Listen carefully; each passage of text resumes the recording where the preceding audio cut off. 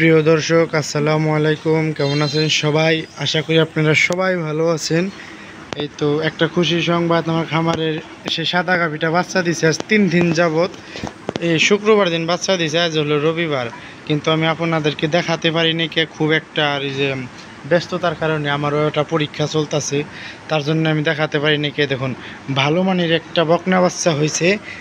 দেখুন তার ওলান পালান কোনো দিকে কম নয়, কিন্তু এখন এত বোঝা যাবে না, বড় হইলে বোঝা যাবে। দেখুন রেড ফ্রিজিয়ান হয়েছে, আর ভালো মানের দুধ হয়েছে। সকালবেলা শাল দুধ প্রায় 15 লিটারের মতন দহন করা হয়েছিল, ওটা ঠিক না। এই তো দুধ খাইতেছে, খুবই একটা কিউট একটা গাভী হয়েছে। সবাই দোয়া করবেন আমার খামারের গাভীর জন্য। আর আরেকটি বিষয় হলো, গাভী যখন বাচ্চা দেয়, বাচ্চা দেওয়ার পরে কি করলে বাদে কি করলে দ্রুত গাভীটা আবার হিটে আসবে, সেই সম্পর্কে ভিডিওটি নিয়ে আসলাম। সবাই পুরো ভিডিওটি দেখতে থাকুন। প্রথমে গাভী যখন কিনা বাচ্চা দিবে, বাচ্চা দেওয়ার সাথে সাথে একটা কাজ করবেন, সেটা হলো গাভীকেই দিবেন এই যে ওয়াশের একটা ওষুধ খাওয়াই দেবেন, যেটাকে বলে ঝোলান পড়ার একটা ইউটিউব আছে বা আর অনেক ধরনের আছে, যেটা পারেন সেটা খাওয়াই দেন। শুধু ডাক্তারের কাছে যাই বললেই হবে আমার একটা ওয়াশের ওষুধ দিয়ে দেন, আয়নার সাথে সাথে পুরোটাই খাওয়াই দিবেন। দেখবেন হ্যাঁ, খাওয়াই দেওয়ার পর গাভী যখন 21 দিন হবে, তখন গাভীকে খাওয়াই দিবেন কৃমিনাশক জিঙ্ক, এগুলো করবেন। দেখবেন হ্যাঁ দ্রুতই গাভী বাচ্চা যে আবার হিটা এসে যাবে। এই হলো প্রথম কাজ। তাছাড়া আমি আহামরি আপনি কিছু খাওয়াইও না, কিছু হয়ও না। এটা হলো আমাকে সবাই বলেন, ভাই আপনি খামারের গাভী দ্রুত বাচ্চা দিয়ে আবার হিট আসে কীভাবে? এই হলো আমার কাজ। প্রথমে যেদিন গাভী বাচ্চা দেয় সেদিন আমি খাওয়াই দেই ওই যে ইউটিউবটা খাওয়াই দেই, এবং তার 21 দিনের দিন কৃমিনাশক করে জিঙ্ক, লেবার টনিক, তারপর ক্যালসিয়াম, এই তিনোটাই দিয়ে দেই। মাশাল্লাহ, তার কিছুদিন গেলে বাদে আবার হিট আসে। পয়লা হিটে কতটারে দিই, আবার কতটা পয়লা হিটে না দেয়, পরে হিটে দিয়ে দিই। এই হলো কাজ। আর হলো গাভী বাচ্চা দেওয়ার সাথে সাথে আপনারা 21 দিন 22 দিন 23 দিন করেন কি, আপনারা কাঁচা ঘাস দেন না, দানাদার খাবার দেন না, শুধু খড় খাওয়ান। এতে গরুরই হয় যে ক্যালসিয়ামে ঘাটতি পড়ে, মিনারেল এগুলোর ঘাটতি পড়ে। আমি কিন্তু যখন বাচ্চা দিছে তখনই আমি 3 কেজির মতো ভুসি খাওয়াই। আবার এই দেখুন ঘাস খাইতেছে, বাচ্চা দুধ খাইতেছে দেখে ঘাস বেশি খাইতেছে না, দুধ খাওয়ান হয়ে গেলেই খাইবো। এই তো আমি ঘাস খাওয়াইতেছি, দেখছেন প্রমাণ তো পাইলেনি, ঘাস খাইতেছে। আর এই যে ভুসি ও যতটুকু পারে মতটুকু ভুসি পরিমাণ মতো খাওয়াই। চাপ তো থাকবেই, বেশি মানের গাভী, উন্নত জাতের গাভীর তো চাপ থাকবে, চাপ ছাড়া কি গাভী হয়?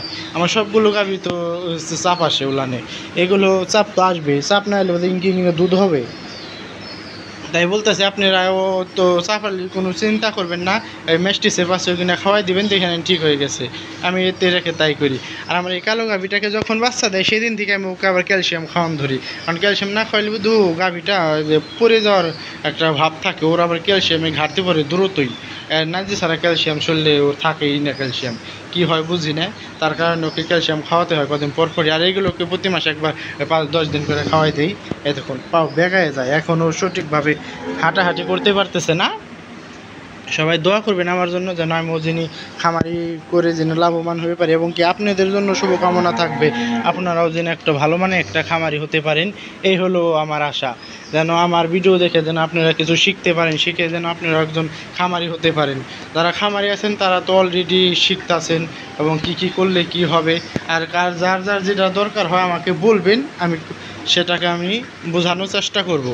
এইগুলো হইলো আমার খামারের সব অবস্থা। সবগুলো গরু ওই আরেকবারই গরু যে চিল্লাইতেছে, কারণ আমার বাড়ির খামারের গরু একটাও কোনো দিন চিল্লাইবে না, লাফাইবে না, কিচ্ছু করবে না, খুবই শান্ত প্রকৃতির একটা গাভী।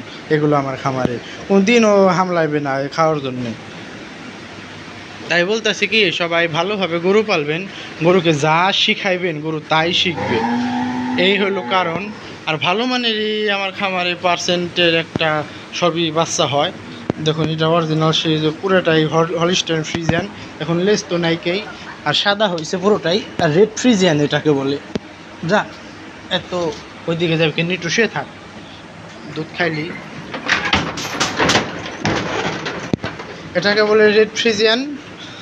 বাচ্চা দিছে শুক্রবার দিন, আজ হলো রবিবার। আর কি কি শিখতে পারলেন না পারলেন তাও আমাকে একটু কমেন্ট করে বলবেন। সবাই একটা করে একটু কমেন্ট করলে বা দেখি আমার একটু আগ্রহ জাগে যে না আমার এই দেখে সবাই দেখতাছে ঠিকঠাক মতো বুঝতাছে। এই হইলো কারণ।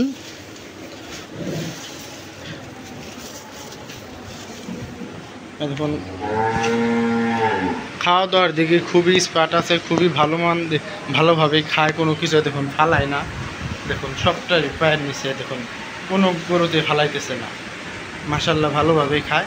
সবাই ভালো থাকবেন, সুস্থ থাকবেন। আসসালামু আলাইকুম।